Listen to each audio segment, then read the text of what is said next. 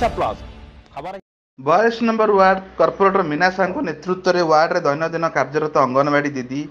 सहायिका आशाकर्मी मिशन शक्ति महासंघर सभापति संपादिका और समस्त महिला कर्मी को नहीं ओमपी स्थित चाउलियान क्लब परिसर में आंतर्जातीय महिला दिवस पालित हो अवसर में कर्पोरेटर मीना साहू समस्त महिला को उत्तरीय प्रदान कर संबर्धित करते। आज समाज में महिला माने समाजर मुख्य स्रोत में सामिल हो समस्त कार्य को सुचारू रूपे तुलाई पार्छन मतव्यक्त करते। आज प्रथम मु अंतर्जातीय वुमेन्स डे रे समस्त शुभेच्छा वार्ता देवी महिला मानू कारण यहाँ आम 8 तारिख रु पालन करा जाए 7 दिन भितर करती मोर 8 तारिख आम शिवरात्रि थिला बोली कर पाइलिनी आज कली मो वार्ड समस्त माँ मैंने आसते 100 पाखापाखि लेडीज आसछन्ती मोर आउ ता भीतर मुख्य आकर्षण होचन्ती मोर अंगनवाड़ी दीदी आशा दीदी आउ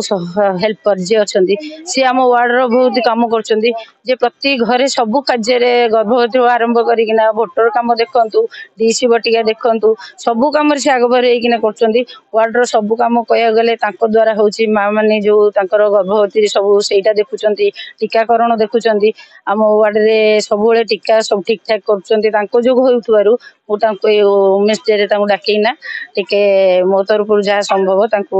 उत्तर देकिना शुभेच्छा वार्ता देछि जहाँ हो मु आज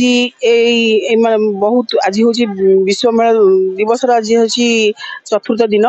जहाँ हो मुझे बहुत खुशी एत स्त्री लोक को सामने पाई जहाँ नवीन पट्टनायक आम जहाँ सब कार्य कर आज महिला माने बहुत स्वावलम्बी आउ क्या निर्भर भी बेसी करूना जमी आगु ओढ़ा भितर रहीकि बहुत अत्याचार सहूले बर्तमान से सामना भी किसी सामना भी करुँच आउ मु चाहूँगी यही जो माने यही जो सब एकता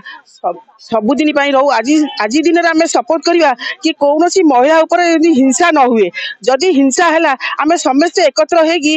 हो अटक आम चेष्टा कर सब महिला माने आगू जी समस्त को उत्साह करने आम ये 42 नंबर वार्ड कर्पोरेटर भल कम कर महिला होगी माने पुरुष अपेक्षा बहुत कम कर कम पुरुष करुँच अपेक्षा सी बहुत भल कम कर